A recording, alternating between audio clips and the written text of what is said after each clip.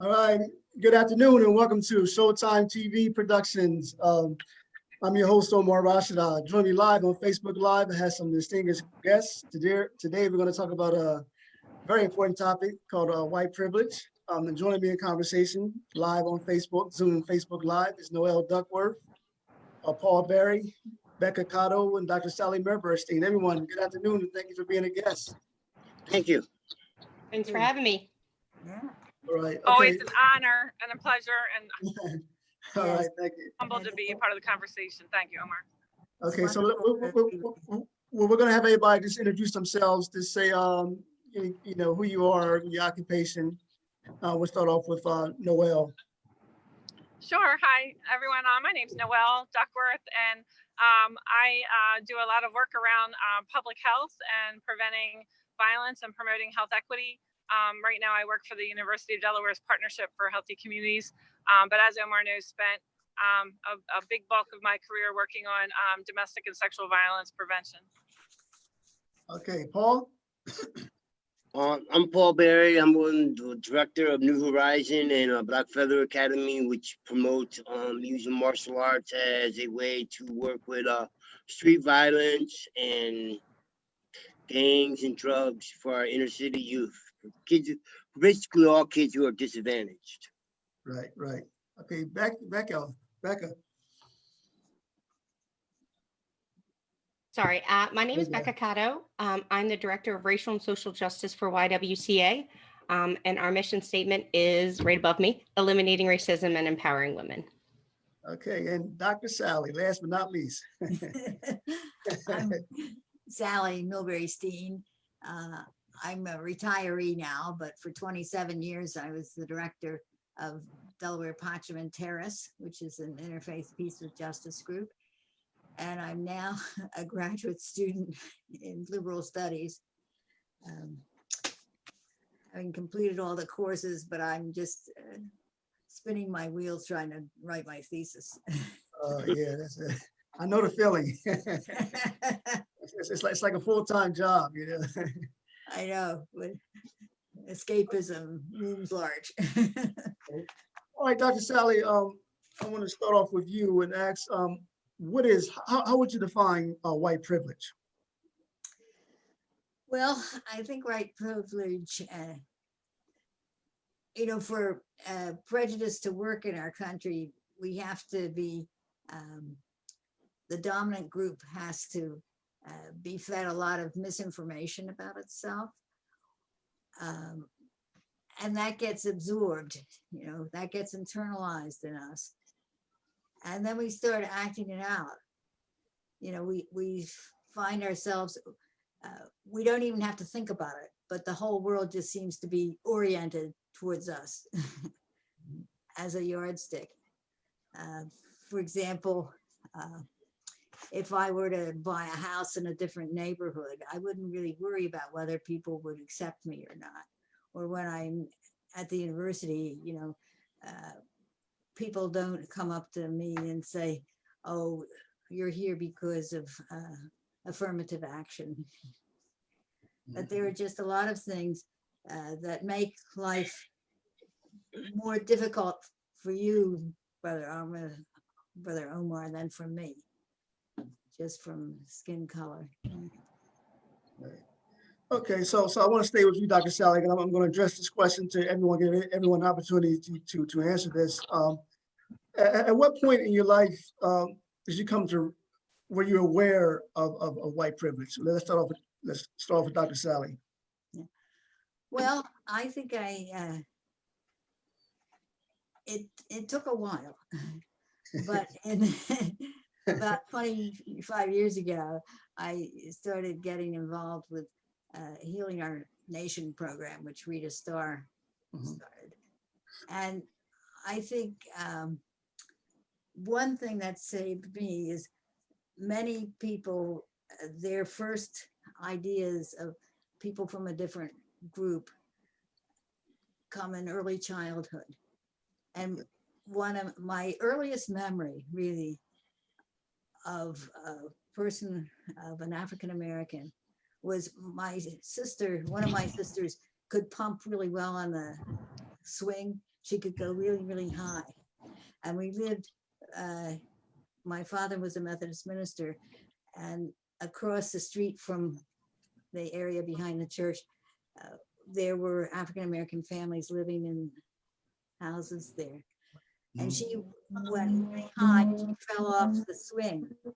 And this wonderful African-American man came and swooped her up off the ground. I thought she was dead because the wind had been knocked out of her. And he carried her to our house. And I thought he had saved her life. And it's, that wonderful image, that life-saving image has stuck with me all my life. Okay. Okay, Becca, same question. Wow. So I started to get involved in race work probably about 5 years ago. And at the time, I really didn't understand the concept of white privilege at all. But the more I studied it and the more I heard the term, and I did read Robin DiAngelo's White Fragility, I kind of started seeing it everywhere. Like, he uses a really good analogy that, if you ask the fish, how's the water? They say, what water? Because they're just swimming in it. And so I think it's really easy for white people to not see white privilege because it just is. It's how our society is designed. Like, white is normal and everything not white is below normal. And so I'd say probably, I don't know, about 3 years ago, and now I see it everywhere. Like, I can't not see it. And a lot of people use the excuse, oh, I worked hard and I did this and I earned that. And no one's disputing any of those facts that people had to overcome obstacles. The only difference is they also didn't have to do those things while being Black in America, which is an added stressor and an added burden. So. Okay. Okay, Paul. Well, I've been dealing with I've been intertwined in society probably good 40 years. I mean, my background is I'm from Detroit and I'm from south of 8 Mile, not north of 8 Mile. And so I had an opportunity. I grew up in an environment that was racially mixed. So I had the opportunity to see things from both sides of the playing field. And yes, maybe being white got me out of a few jams, but the reality of what I saw around is the fact that the privilege is that it was easier for me to get access to information that would empower me more than the people other people. I mean, it may seem strange to some people, but there's some information that was just not available to everybody. Not like it is nowadays. Nowadays, through the internet, through the computers, we can find anything that we want to find out. Right. Okay, and Noelle.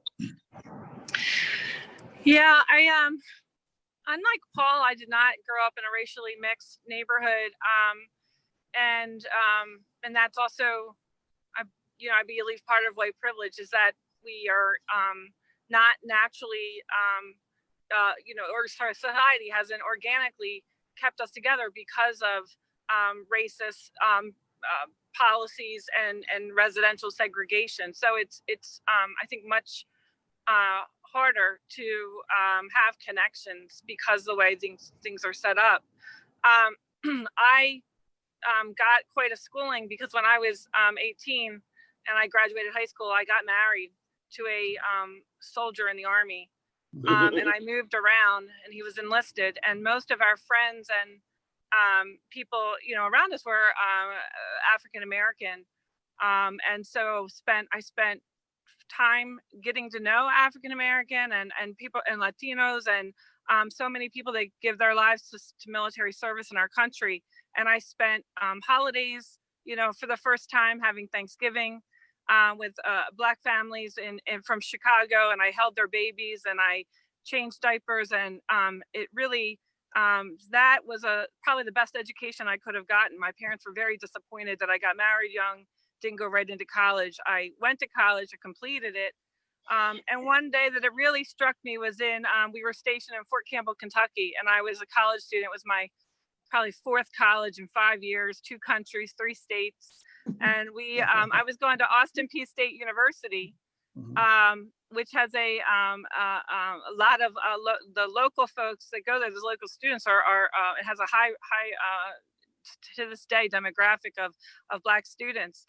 And I was taking sociology courses, and I was reading Cornell West and learning about race matters and having wonderful conversations and really learning. I was also a strong feminist, as you know, I continue to be, and really standing up for women's rights. And it was such a eye-opener for me. I was on campus when the OJ trial completed, and when he was found innocent of killing Nicole Brown. And it was a tough feeling as a feminist, a white feminist concerned about women's rights and violence against women, and knowing a lot of women who had been injured themselves or scared for their lives.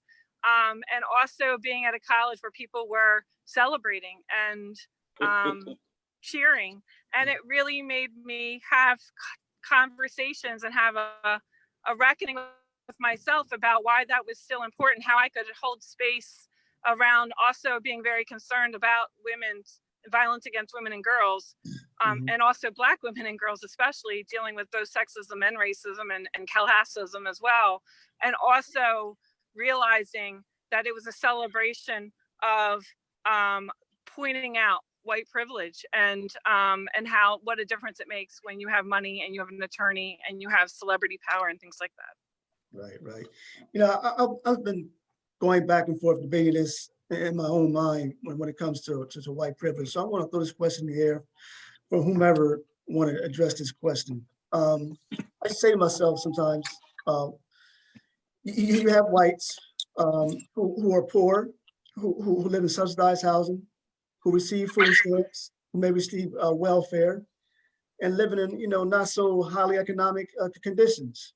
Maybe even unemployed or even working blue-collar jobs. And I say to myself, well, can this white person be labeled as privileged due to having a low economic status? So I go back and forth with that sometimes. So somebody give me an answer, anybody. I'll say yes. And this is what it comes down to. It comes down to the perception of other people, right? If the individual is privileged or not, in that situation, like you're thinking, Omar, right? They're struggling just like everybody else. The difference is put them in a suit, right?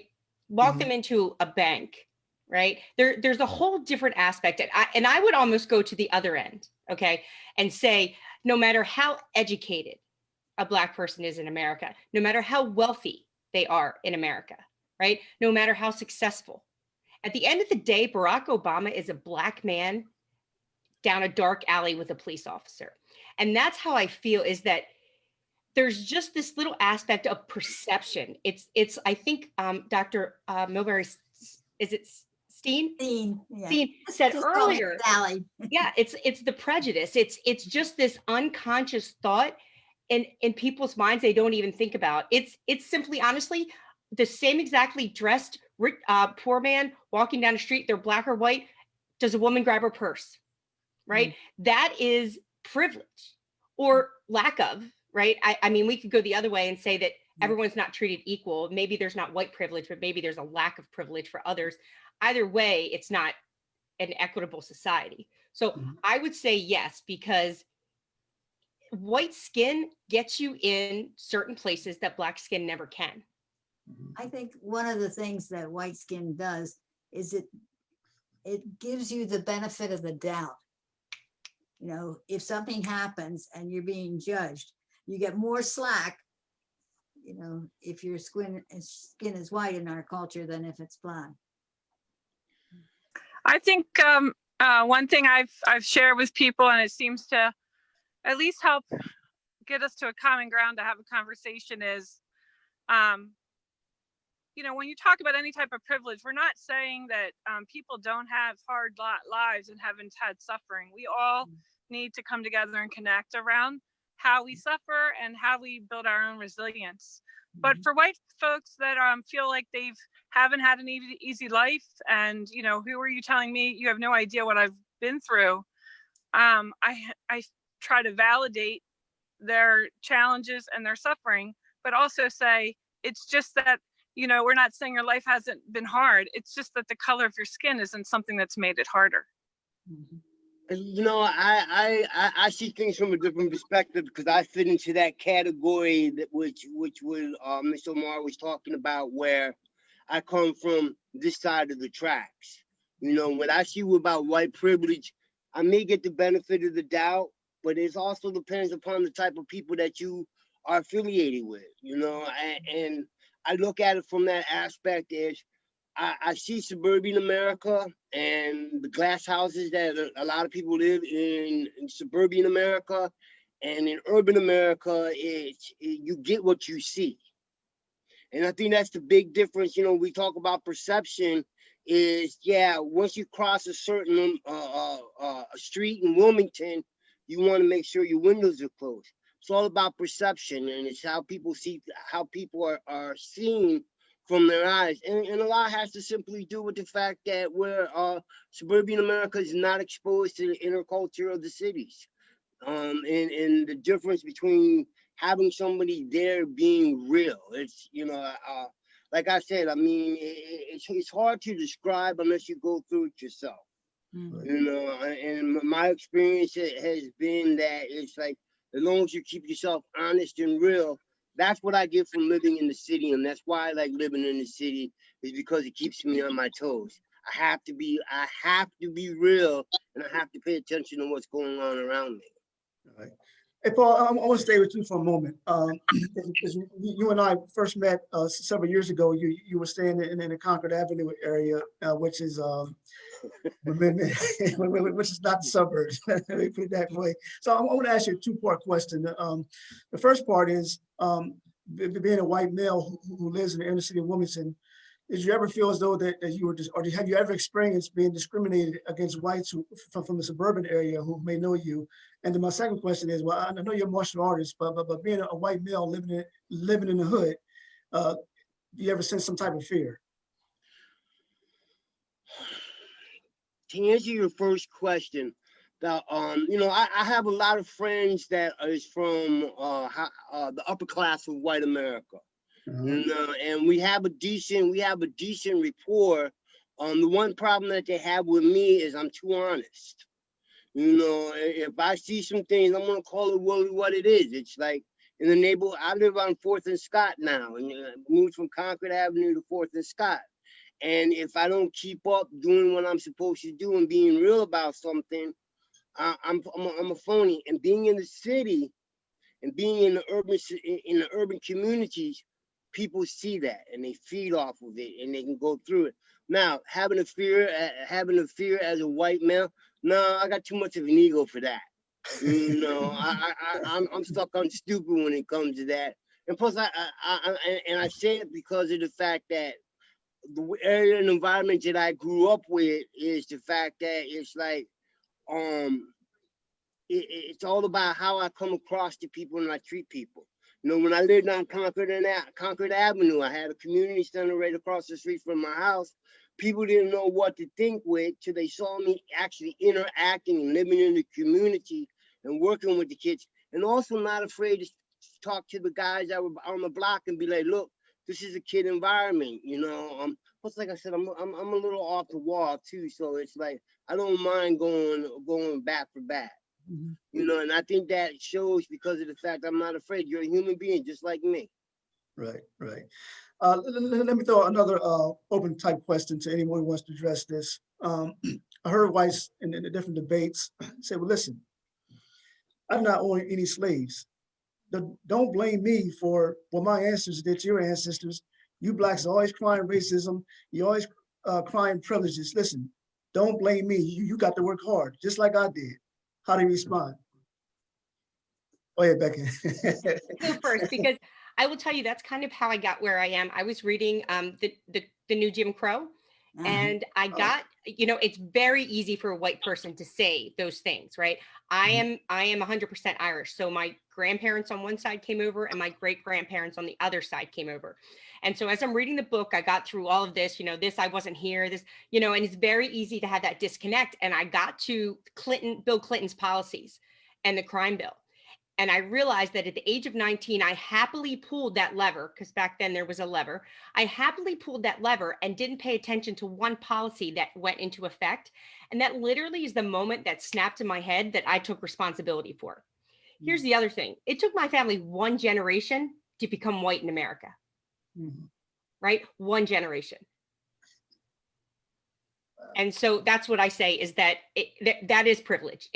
All we had to do was get rid of the brogue. Okay. Go ahead, Paul. I'm kind of one of the people that in that boat where it's like, I don't know if my ancestors owned slaves or not. Obviously, I'm not reaping the benefit of the work that the slaves put in, because I'm hanging out with the economically challenged department.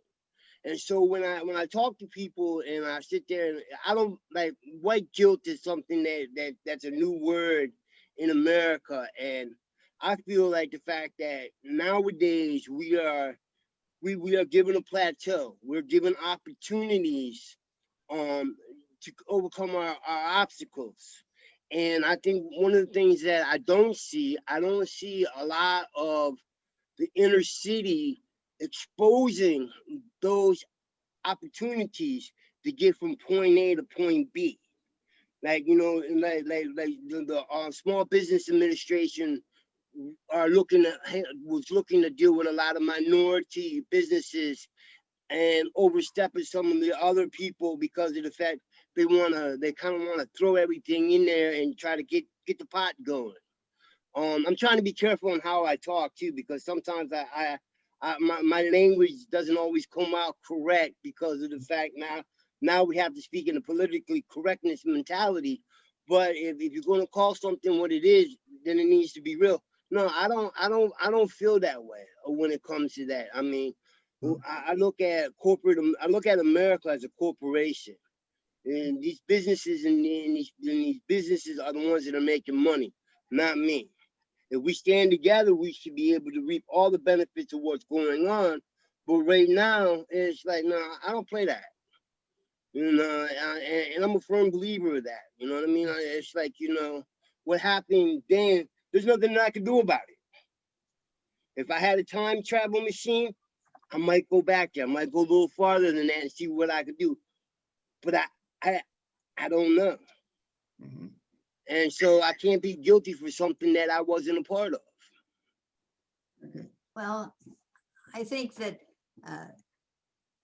we still look at various universities and institutions in our country, museums and things that have accrued money that may have started from families that held slaves at the time. I mean, it has an impact on us, whether we're aware of it or not, because things have gotten skewed in our country because we had such a huge differential. I mean, if you had to work all your life and never get paid for it, you're not going to have any sort of material legacy to leave to your children. And for white families, mostly the wealth comes because they buy a house, and eventually when the parents who own the house die, the house is sold and their kids receive some benefit from that. But with the situation with slavery and beyond, you have people, we're not starting at the same point of the race.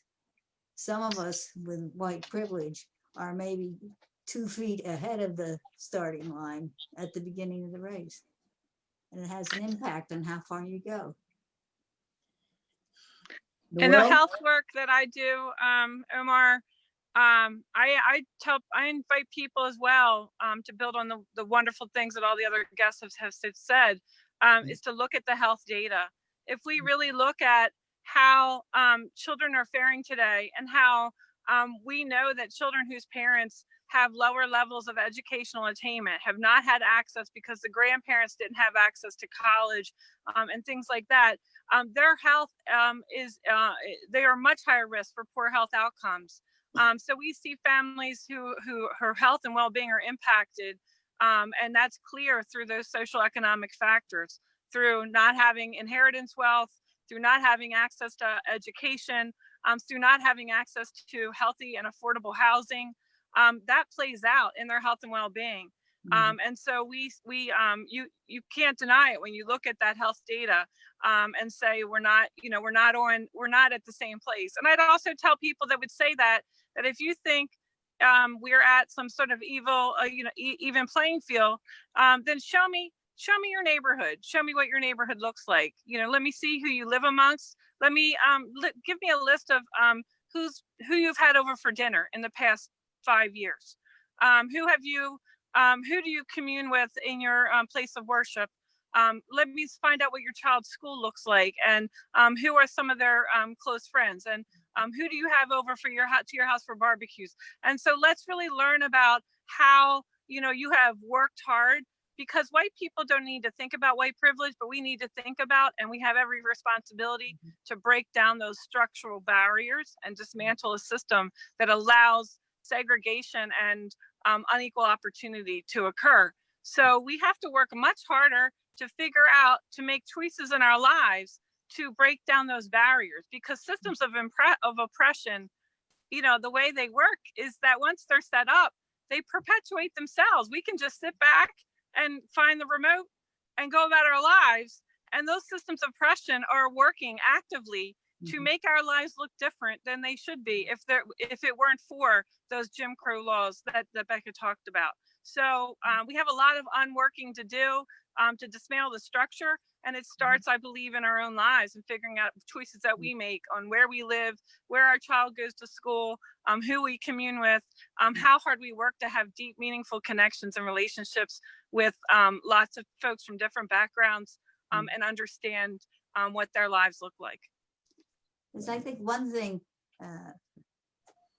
when I started doing healing racism work was really getting deep friendships with people of color and understanding the pressure, just the stress of what racism does to them, that they carry around this burden of stress that I don't have. I mean, I can go into places, and I've gone all around the streets of Wilmington, and I don't have to feel scared, or I don't have to feel diminished in some kind of way. And I don't have an inner little gauge saying, oh, you shouldn't go there. You got to be careful. You got to be. And I think to have to live with the impact of racism every day is a huge burden and barrier. It's like clipping your wings. I think it's really the work that I did, have had the opportunity to do around domestic and sexual violence. We did a lot of work as well, talking about engaging men in ending gender-based violence. And one of the things we would have, and it really helped me think more about my white privilege, was just talking about things I've learned as a woman that I need to do differently. I don't know how I know this. I don't know when. It's not like my mother and father sat me down, but I learned from a very young age, when you walk to the car, if I was driving, to always have my keys in my hand. I knew that when I was harassed on the street, or men were watching me or making me feel uncomfortable, it was important to keep my head up and exude confidence. I knew that if somebody were to grab me, I should yell fire, not help. How did I know these things, right? How did I learn these things as a woman trying to protect myself in a world where, there is sexism and there is violence against women? And so until I would sit down and have a conversation with other men, and they would know that too, because they were raising daughters and this wasn't foreign to them, and they'd be worried about their little girls. That's when we start to talk about privilege in those intersections, that we can say, wow, do you know what Black families have to do when they talk to their children? I don't have to have the conversation with my white son about, my concerns about his interactions with police, like a Black mother and father would have to do. So that helped build, I think, bridges, because we have to find some type of level of privilege that we, or lack thereof, that we can kind of understand and see and realize, hopefully, that there's a lot of things we don't know about other people until we've really learned in our shoes. Let me share an experience that I had a few years ago on 4th Street.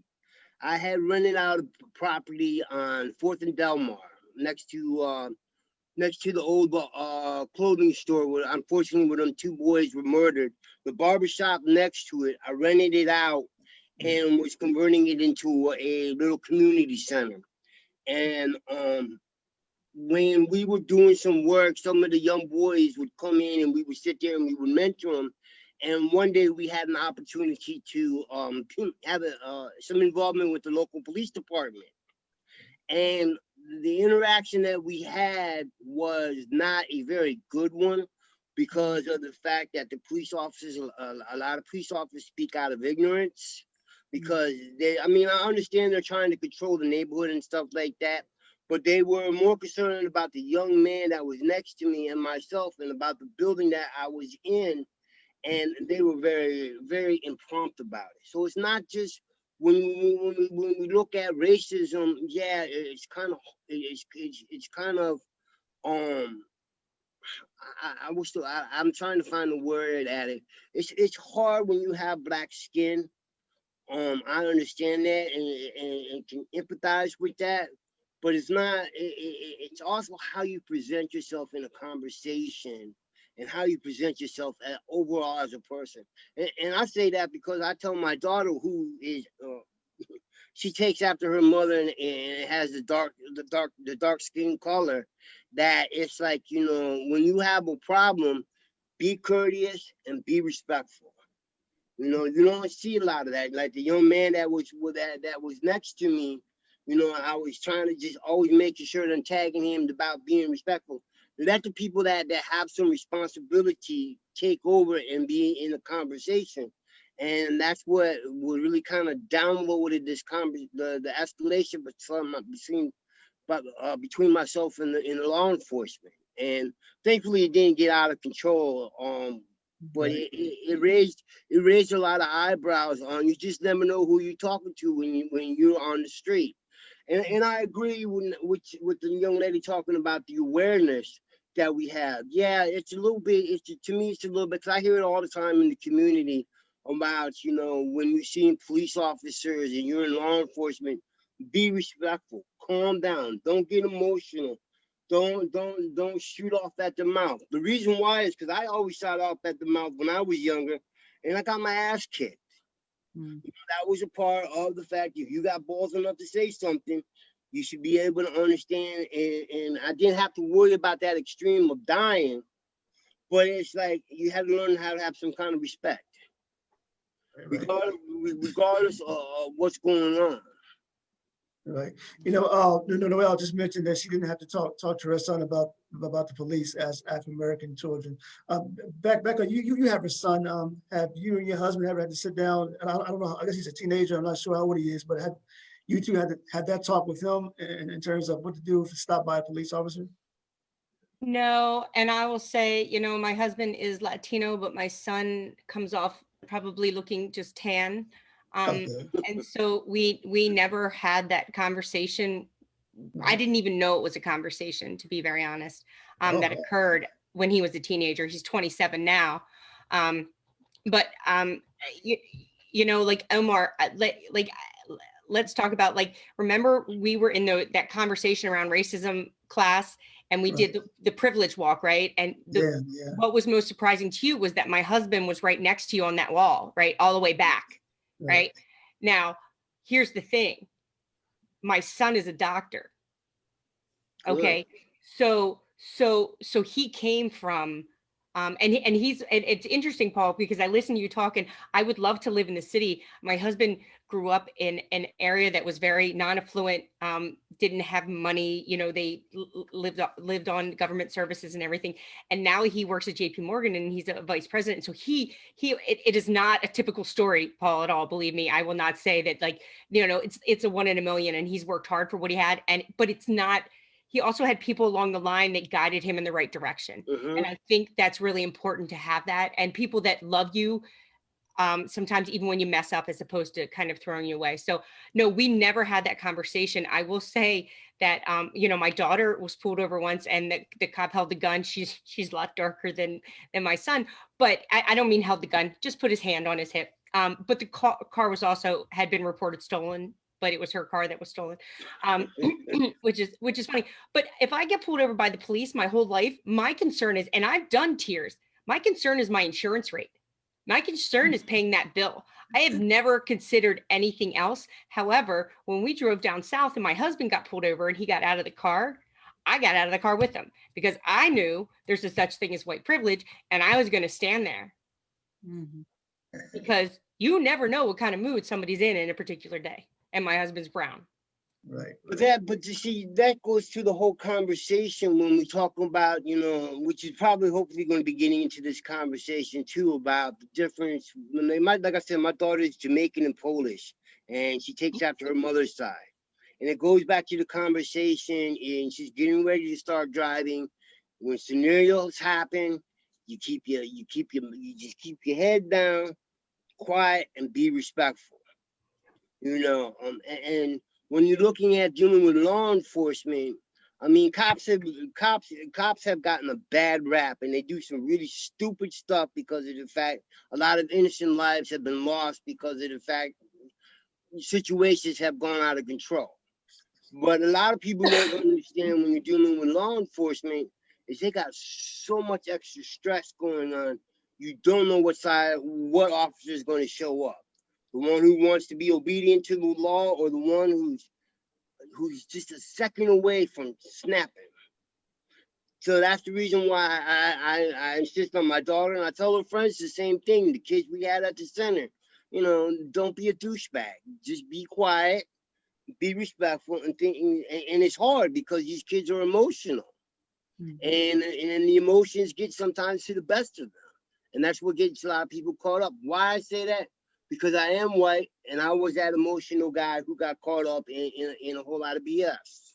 You know, speaking of emotions, there's just been a lot of emotions in this country lately in terms of the Black Lives Matter movement. There's been ongoing protests, not just here in the city of Wilmington, but throughout the United States, but actually across the world in terms of the killings of African-American men in particular. So I'm gonna give you a scenario. African-American is at a protest march. He says, Black Lives Matter.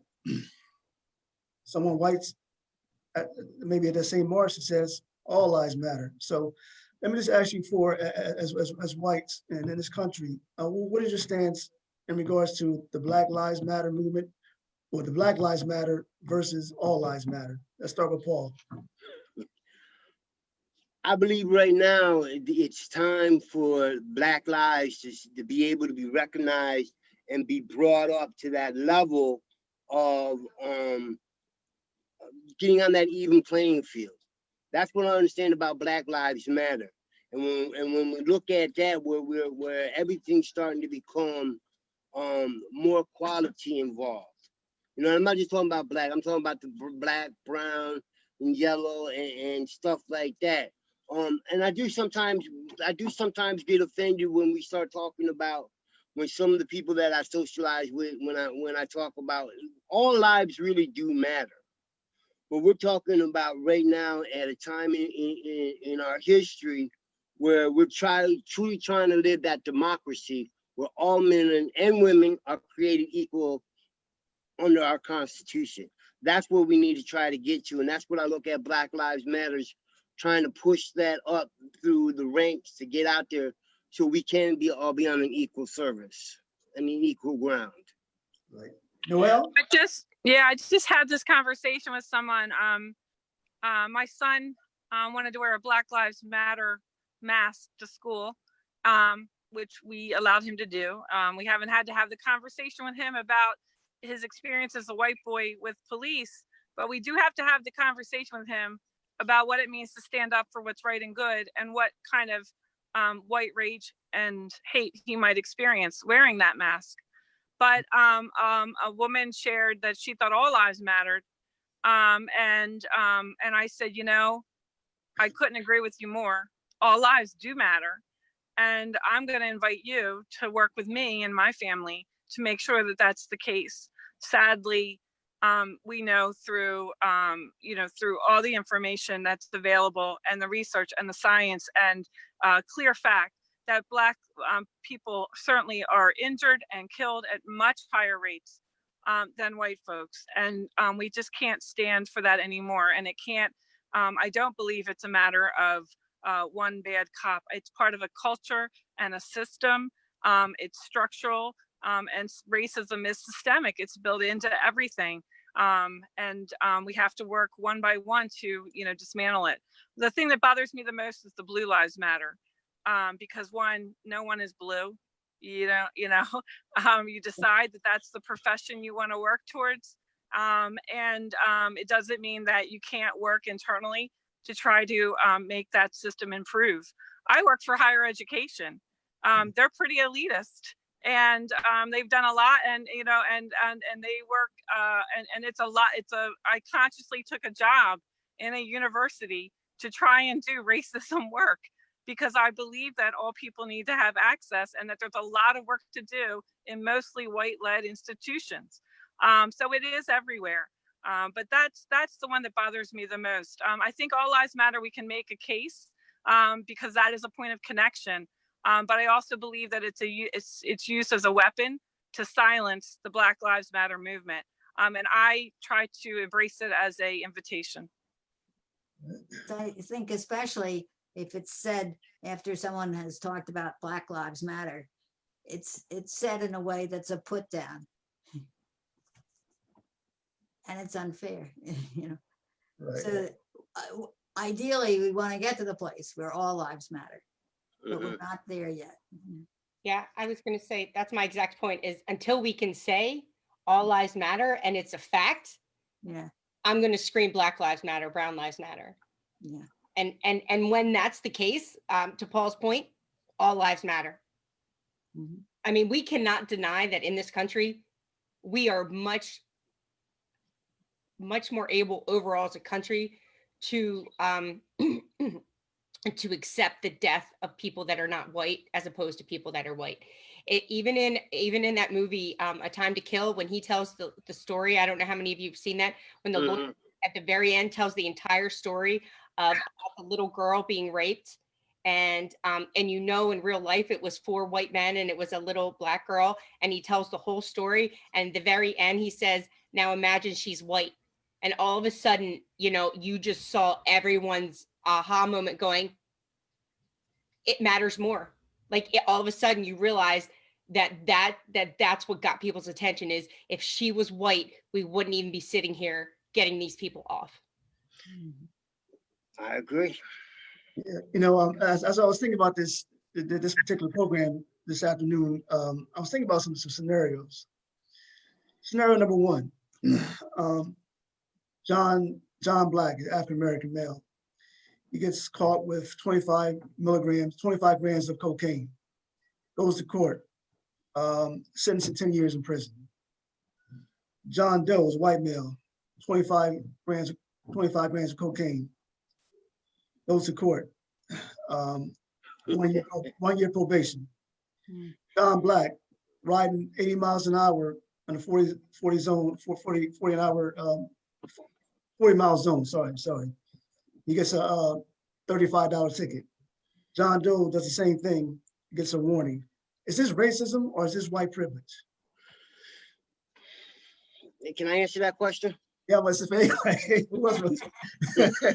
I look at this because it's something else, a part of the conversation that I listen to people talk about, and a part of how we learn what that systematic racism, and it goes back to the 13th Amendment, when after the Civil War, when it was changed, that about incarceration and how they were keeping the prison, how they were keeping the African slaves still as slaves. And so when I sit back and I listen to people talk about all the changes going on, we're still stuck in the Stone Ages, because it's still in place. It's still there. It's like when we have a prison system built for making profit, they need to make sure the beds are filled. And it goes back to what I think white privilege really stands for, is the one who has access to knowledge to give them power. You know, you heard a young lady talk about the O.J. Simpson case was a prime example. O.J. had money and got really good lawyers, and they found the right things to make sure he wasn't found guilty. You know, and it's the same thing with people with money, man. Because I look at it, that's just from my experience and what I've studied and what I've gone through and listened to people talk about and dealing with that. And I agree, it goes back to the crack epidemic, where the same amount of coke was caught as powder, less time than it was crack. It's just the system likes to really mess with the vulnerable and the weak.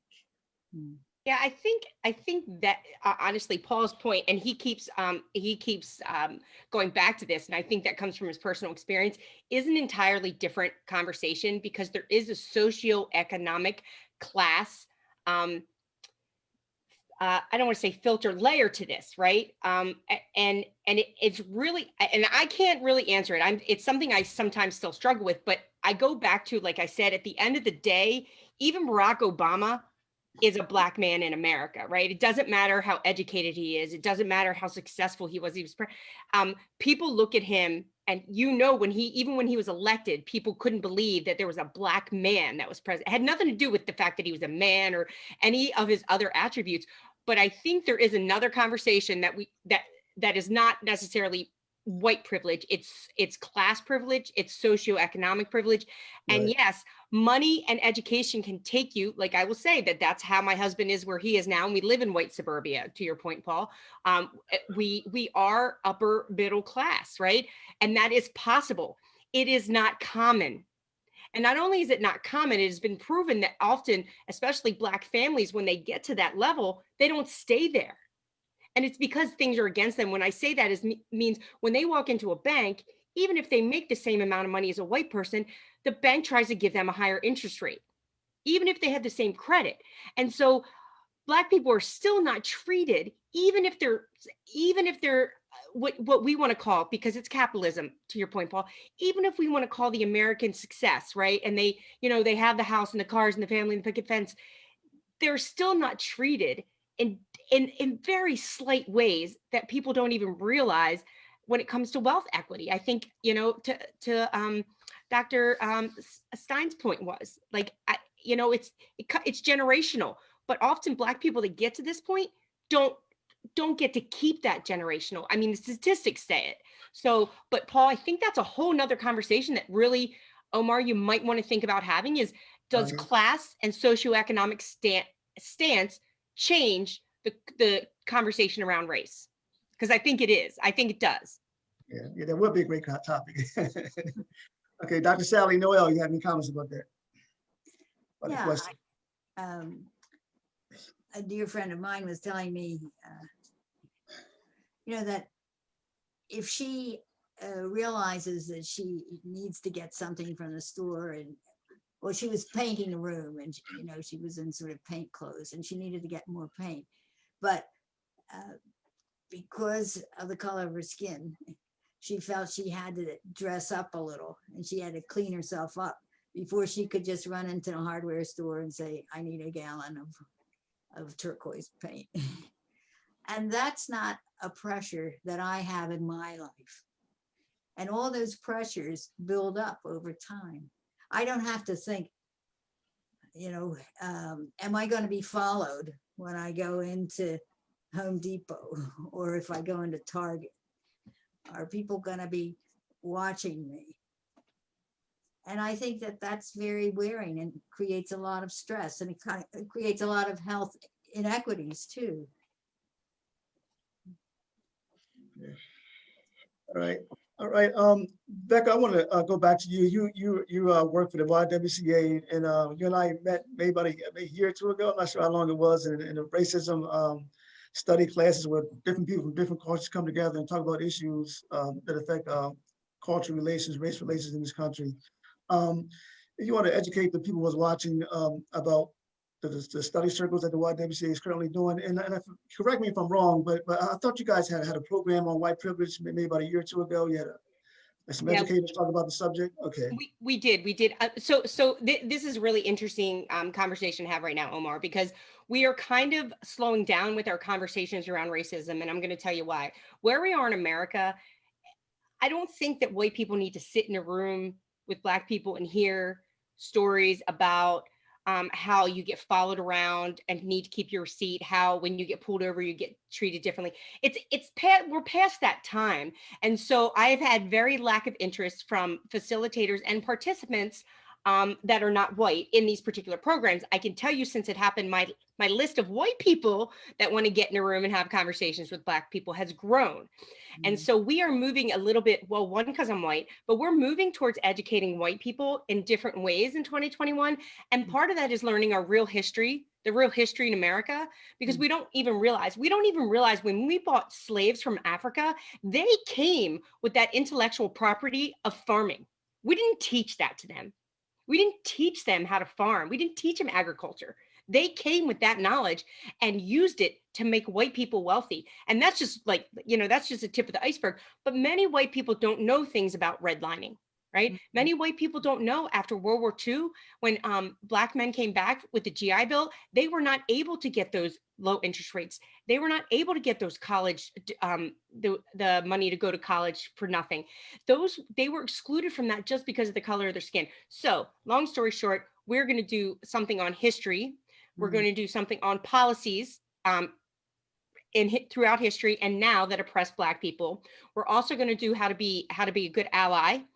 And we're going to do a little bit of feminism and spirituality, because I have found that even my facilitators, Omar, sometimes I don't want to say triggered, but it's painful for them to be in a room and white people dismissing their experiences, right? Saying, oh, that's not really how it happened. I have one facilitator that there's one part, Omar, where you have to bring part of your heritage in. I don't know if you remember that, right? Yeah. And so I brought in my clatter ring, which is an Irish wedding ring. And it's for those that don't know, it's two hands that hold a heart and it holds a crown, and it means friendship, love, and loyalty. And so that's what I bring in, because that's part of my heritage. Well, one of the women in one of the groups forgot to do the assignment. And she said, well, if I brought something, it would be the American flag. Now, I'm not saying that this is a universal feeling, obviously, for Black people in America, but to my facilitator, that was like a stab in the gut, because that flag does not mean to her the same thing that it means to many white Americans. And so to her, that was a complete dismissal of her being able to be eligible to be, the freedom, pursuit of happiness, all of the things that we say that we stand for. So I think there's a lot of education, even for Black individuals that don't know their history, that haven't been taught those things, right? That don't know how the systems have been stacked against them with policies. So anyway, we are gearing away from those conversations, but the classes themselves the conversations are going to continue in that way, just different topics, and they are multicultural as well. So it's not just exclusively for white people, but it's different topics. It's more historic, more fact-based, as opposed to kind of touchy-feely. And not that you won't get there, but so that, to your point, Omar, we've come a long way in 2 years when I started and where we are now. I mean, we can watch a video, an 8-minute video of a man with the life squeezed out of him, I don't think there's a discussion that needs to be had that there's a difference. Right. Being white and Black in America. Right. So with the pandemic, are you guys going to be meeting together on Zoom? Yes. Yep. Okay. Yeah. And right after the pandemic happened, there were classes or groups going on, and we didn't quite get onto Zoom yet. And so we canceled everything. And then Zoom happened. And so what I did was I told all my facilitators, pick a book. And so somebody did White Fragility. Somebody did Waking Up White. Somebody did Monsters. Somebody did, oh my gosh, what was that great movie? But it was a book first. The young woman who's a high school sweetheart. Well, it was the kid she grew up with got shot. Yeah, not sure. Oh, it was a really famous. Anyway, okay, so somebody did that book. And so everybody kind of jumped on board and did books about race. And we found that people could be intimate on Zoom. So I'll be quiet now. Okay. I want to ask a question, right? And I'm probably playing the other side of the card, but a lot of people don't really. I know we have it tough in America, and we're working to achieve the American goal, but a lot of people don't realize, as bad as it is here, it's still better than some countries in this world. And what I'm saying is, I've been exposed to a lot of other countries. I've been to Africa, I've been to Southeast Asia, I've been to India, I've been all over, and I watch how people get caught up in that system where there's no chance to get from point A to point B. The one thing that I see, and I see it's starting to happen more and more as the movements begin, this country gives the opportunity for somebody, to use Oprah as a prime example, to come from living in the projects to being Oprah. You don't get that you don't get that opportunity everywhere you go in this world. And I understand and I empathize with what goes on around me, but the reality is we still live in a country that can happen. Unless you're a sports figure or a rapper or something that clicks worldwide, a lot of people don't get that opportunity and chance to overcome obstacles to become better. And it's just something that I thought I would throw out there because of the fact that for as much as we look at white privilege, we still are working toward a better goal in the melting pot in America. I mean, we have our problems. Yeah, I mean, and I'm not going to dispute that, Paul, because that's a difference of opinion, but I will say this isn't even our land. So I agree. I mean, so it's kind of like, I mean, our country has a really ugly history and we don't teach it. I agree. Right. So like Thanksgiving, I have friends that say to me, what do you do? What do you do for Thanksgiving? And I said, you know what, you can still celebrate Thanksgiving. Get together with your family. What you need to do is you need to acknowledge that that's a story, that's not the truth, and move on. And that's kind of where we are, Paul. I think you're a really honest guy. I think we need to be truthful about where we've come from to be able to go anywhere good. Oh, I agree. We have to analyze and like one of the things, and this is what I tell my daughter and I tell her friends, the one thing great about social media and the access is you'll be able to discover the truth in ways you would never seen. I mean, I grew up to the fact that I learned when I was about 16 or 17 that Christopher Columbus discovered America. What was to discover when people were already here? It goes back to what the doctor was talking about, something that was ingrained in us over centuries. But we're into the point now in America where there's an awakening happening, and everybody's got to be a part of it in order for it to grow. And I think that's where a lot of the problems come at, is because a lot of people that still live in suburban American mentality don't really get the feeling for what's really going on across south of and I use 8 Mile as it because 8 Mile was a famous movie, south of 8 Mile. But I do realize that also too, when you're looking at the health issues, you're looking at the educational aspects, the housing aspects of it. Detroit was built on the assembly line. And the one thing about the assembly line was everybody got paid. Detroit was a city that it didn't matter what color you were. Well, it didn't matter, but I'm just saying people got paid to be on the assembly line. It didn't matter whether you were black or white. And that was something that we need to look at, where everybody was being treated with some kind of equality. That's why a lot of the blacks moved from the South up to Detroit and up to that area, was because of the plants. We don't have that no more because, well, it's America. Right. The things that you and Becca was talking about, Dr. Sally, you've been addressing that when you were a member of the executive director of Passamonteris. You can just give a brief overview of what that organization was about. Well, it still continues. Right. Yes. Yeah, but it was founded by two rabbis, a Catholic priest, a Protestant minister, a Quaker businessman, and a Catholic banker, all males. But that was in 1967. It would be quite different now because the majority, when I was there were more females who were members of the organization than males. I think it's possibly changed a little since I retired. But we tried to, we were interested in world peace, but also interested in peace in the community. And so we got involved with anti-racism work. And I think that this is a tremendous time of opportunity in our country. There is an awakening that's happening among people, which I haven't seen before. And it's come through deaths of lots of people of color, but it's also, you know, there's just an ease when you look at the young people who are protesting. There's a familiarity, there's an ease, there's an unself-consciousness about it, which was missing when I was younger, because there just weren't enough avenues for getting together.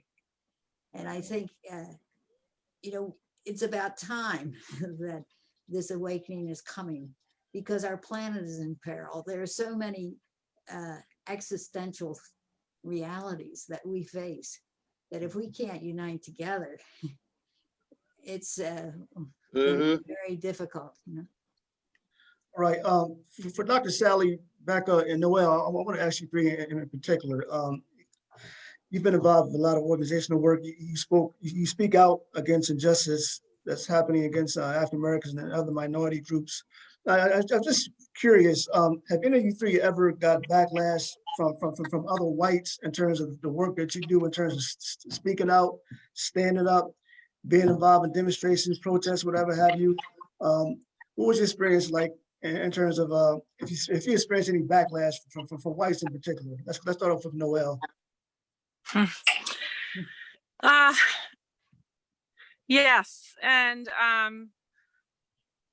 it's interesting to hear what Dr. Sally's saying about, you know, how these protests and the past few months, the work of the Black Lives Matter movement, where it's taken this country and internationally. I've had people now reach out to me that said, you know, Noelle, you know, you've talked about this in the years past, and and have apologized for either discrediting or not paying enough attention to it or dismissing it, not making it a prime issue in their lives. And so that certainly makes me feel like, well, in one way, it makes me feel like a failure, because I wish I could have done more work to help, you know, organize folks back then. But I'm glad it happened. It's happening at some point. I think that what I experience much more often, though, is you know, the not understanding why I do the work that I do, or dismissing the work that I do, or just outright racism from families and other. I mean, I've invited Black friends to Thanksgiving dinner at a relative's house, and they've said horrible things to me around, you know, are you sure that this person doesn't, you know, won't steal, or, I mean, just, and things that were shocking to me, until I said, oh, I really like to bring a friend of mine who doesn't have family in the area, and it's okay, right? And just, it's revealed things about my own family and others. I've learned to, even with a family member who always says, you know, are they finally paying you what you're worth? And I'll say, you know, let's talk about what people are worth. Let's talk about what people get paid and how we value the work that they do. And let's talk about the essential workers and teachers and others, and how Black people make so much less money than whites, and how women make less money than men. So, you know, I mean, they're doing it as maybe a way to compliment me, but what I'm always trying to do and get better at it, I'm certainly not very good at it, is trying to figure out that connection. Like, how do I take that and go from there, and grow and help them and open up the conversation. And it's hard. I'm not drawn to white people. I don't really like hanging out with white people, to be honest with you. It's not, I learned so much more from other folks that didn't grow up in the families and the culture that I did. I enjoy learning about other cultures and other folks. That has helped me be a better person, I believe. So I have to challenge myself to do that. I'm not the one organizing the white girls bachelorette parties or the baby shower. I'm like the last one to show up, if that. And they know that about me, my family and my white friends. It's just, it doesn't, I'll say, no, let's, why are we going to Starbucks? I want to go to this, Jamaican restaurant or something, like I'm not comfortable there. And so, that's a harder thing for me because it's my job to do this work. Like if I isolate myself from white people, then how am I going to have a conversation and talk to and bring and invite them to my home when I have other friends, that could open their eyes and set them on that path maybe. So that's the biggest hurdle for me. Right. Becca? Yes. No. So I think there's different types of white people. So there are people in my life that I'm really quiet. Like no one knows what I'm about, right, Omar? No. There are people in my life that will never broach me or the subject and will steer as far away as they can any kind of topic that's political or racial as they can. And I let that go because I realize that they want to continue a relationship with me because I'm not going to back down. And there are people that will challenge me, and I have lost friends over it because it shows me kind of who you are. I will say one of the most shocking things to me was, well, I grew up very white. Okay, so I was not surrounded by people of color. Was not exposed to that culture at all. And even so much when I started to date my husband, I had never dated outside of my race before. And so my family's reaction to him was extremely surprising to me. And the fact that my grandmother was introduced to him 3 times and never acknowledged he existed every time she looked over him and was like, oh, and I didn't know that my family was like that. And so I'm not like Noelle. I still live in a very white world. I prefer when I'm not in a white world because it's much more enjoyable, to be very honest. And because there is always these little subtle things when you do. But one of the things I do now is I notice when I'm in an all white space, like if I go somewhere, I never used to notice an all white space. I just was, right? Because I'm white. Now I look at everything through a racial equity lens. So when I'm in an all white space, I think 2 things. Was this space developed to be an all white space? Like, was it designed that way? Or is it just not set up to be an inclusive place? Meaning it wasn't intentional, but they didn't know how to actually include others because they know nothing about other cultures, to Noelle's point. Because I think that is the one thing that white America has missed out on, is learning about other cultures. Because white America really doesn't have much of a culture. It's not a thing. Like my heritage is Irish. There's not a white American culture. There's just not. Like Paul, he's Polish. Like he might go back to that. There's not. So when I learn about things that happen in other cultures, I'm fascinated. I'm fascinated about so many things that I didn't know. And I look like an idiot half the time. Like I had no idea wigs were a thing with Black women. Like, and I'm talking 15 years ago. I didn't know. I didn't even know. And when I learned, like all my friends were laughing at me, like, and these are my Black, they're laughing. They're like, Becca. And I was like, I didn't know. Like and there's so much we don't know about culture, about food, about music, that we've copped some of it, right? And we pretend like it's ours. But then there's other parts that we've never even experienced. And I think Paul talked a little bit about the melting pot, and Eunice Lafayette painted a picture called the melting pot versus the salad bowl. And the difference is, in the salad bowl, the tomatoes get to be the tomatoes, and the lettuce is the lettuce, and the onion's the onion. And all of it together makes this wonderful, tasteful salad, right? It's tasty. We don't want everyone to be the same. We want everyone to bring their experience and their life and what they have and what they've learned and how they dress to the party. We don't want just one party and everyone has to be a certain way. That's like no fun, right? That's like no way to live. And so let's celebrate the melting pot, but let's celebrate our differences. Right.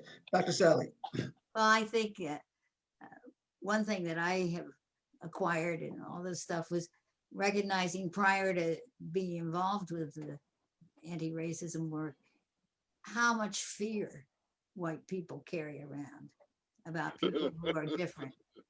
And that it really is a burden on us that causes us to say, well, I could go to that festival, but they will feel more comfortable if I'm not there.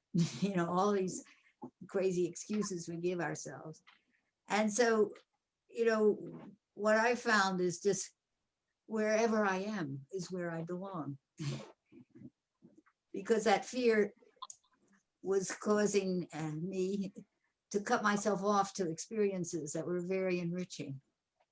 And that's why I think the Black Lives Matter movement is really a gift to our entire country to help us expand from our safety zone into areas where we can learn not only about others, but more about ourselves and how we can live more harmoniously in the future. We're coming to a close of the program. I'm going to give everyone an opportunity, a couple of minutes to say any closing words on how we can solve the issue of white privilege. But Paul, and I know you and I were talking at the gym, and you said that you wanted to bring Muay Thai, which is your martial arts style that you teach, to the inner city. So give me a couple of minutes to close out with that. One of the things, and this is a prime example of white privilege, suburban privilege, is the style that I teach is Muay Thai kickboxing. Where kickboxing came from, that's geared to being out in suburban America because people think that it's people can pay for it out there. And one of the things that I've been trying to do since 2003 is bring the concept of the village, or it takes a village to raise a child, back into what we do, and the nonprofit that I run. And it's been a struggle. I mean, we talk about one of the things that people don't may not ever have a problem with. I discovered I had a lot of difficulties being in the city, trying to open up a community center on Concord and Washington. We were only successful for about 18, we were there for 2 years, but it was a struggle because we didn't get a lot of support from suburban community as well as the inner city community, because of the fact of me being white. And some of our sponsors, and the image that our sponsors had, even though they were community based, people didn't know what to feel or what to expect. And so when I'm redressing some things now and coming back, hopefully after the pandemic gets down, to bring the art back into the city of Wilmington, is to expose our kids to stuff that they wouldn't normally be exposed to. And that's been my goal since I started this project them years, was to be able to bring a set of principles that these kids, and it's not about black, brown, white, or yellow, it's about all of our kids and all of our people working together as one accord. I've been a firm believer in that. I mean, my trainers were black. Most of the people that I've dealt with since I've been 15 years old has been black and brown, and you know, I just happen to be the eyeball out the bunch. All right, Paul. Okay, Becca, any closing words? Be on the show too. Okay, no problem. Anytime. First, I do want to tell Paul, only because I've gotten told this a million times, there are plenty of suburban black neighborhoods in Delaware, and they're a lot of them are down in Middletown, and they're, you know what I mean? So not all suburbia is white. Now, where I'm from, it is, unfortunately. So you're talking to me, but you're right that support needs to come from outside the city sometimes. And mad props for that. I think we have, and I know I talk a lot, but we have 2 ears and one mouth for a reason. And I think we need to start listening to experiences that are not our own. And I think that means me, and that means other people. I look at the George Floyd incident now, and I'm going to say the Selma Bridge incident. I don't know if any of us were around, maybe Dr. Sarah. and it hit primetime TV, right? It hit white suburbia, and what happened, right? Everybody got enraged. Everybody got, activated, and white people were like, "This isn't just." And I liken George Floyd's his death kind of did the same thing. White America thought this was over, right? Like, because it didn't affect the majority of us, we thought, oh yeah, we're past this. And all of a sudden we got the president we got. And then when that happened, all of us liberals thought, this isn't over. It's far from over. And there needs to be real systemic change at this point. So I say, it's been a pleasure and a privilege to be on here with all of you guys.